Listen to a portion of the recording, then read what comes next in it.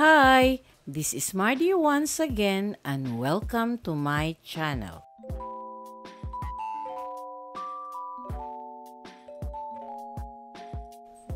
On January 5, 1953, Tony Tan Caktiong was born in Davao.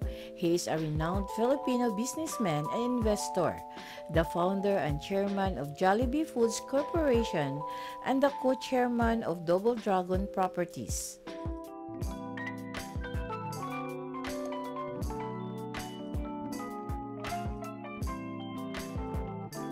If you are new to my YouTube channel, please don't forget to like, comment, and subscribe. At para updated kayo sa mga susunod kong videos, please click the bell notification below. At sana po, don't skip the ads and please watch until the end of my video.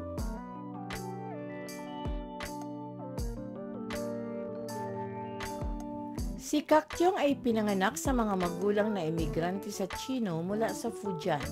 Ang kanyang ama ay nagtrabaho sa isang restaurant sa China at bilang isang kusinero sa isang Buddhist monastery sa Maynila bago itayo ang kanyang restaurant sa Davao City. Si Caktiong ay nag-aral ng mataas na paaralan sa Chiang Kai-shek College at nagtapos sa Universidad ng Santo Tomas na may degree sa Chemical Engineering noong 1975. Caktiong initially planned his fledgling company to be an ice cream parlor when he founded Jollibee and then added dishes such as hamburgers, French fries, and fried chicken. He founded the fast food chain Jollibee in 1978 after starting it as an ice cream parlor in 1975. Expansion and acquisition of Greenwich Pizza Corporation enabled it to enter the pizza pasta segment. As of August 2008, Caktiong's Jollibee has 1,480 stores worldwide, including Jollibee, Red Ribbon, Chowking, Greenwich, Manong Pepis, and Mang Inasal.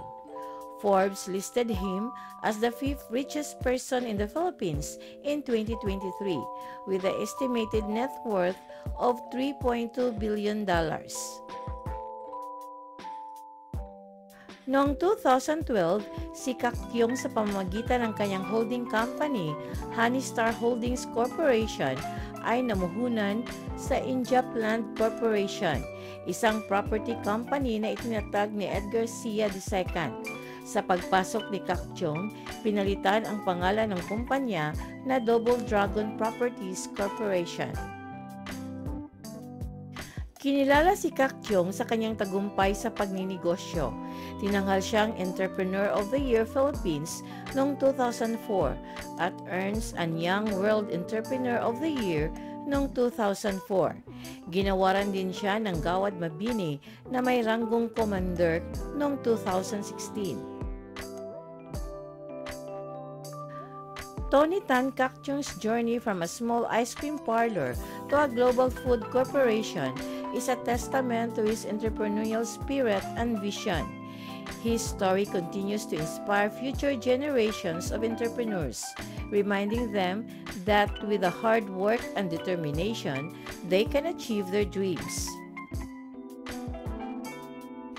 Caktiong is married to Grace Tan Caktiong.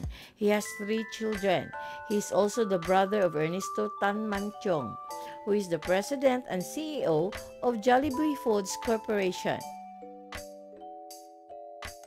Thank you very much for watching. And according to James Dean, you are who you are meant to be. Dance as if no one's watching. Love as if it's all you know. Dream as if you live forever. Live as if you'll die today.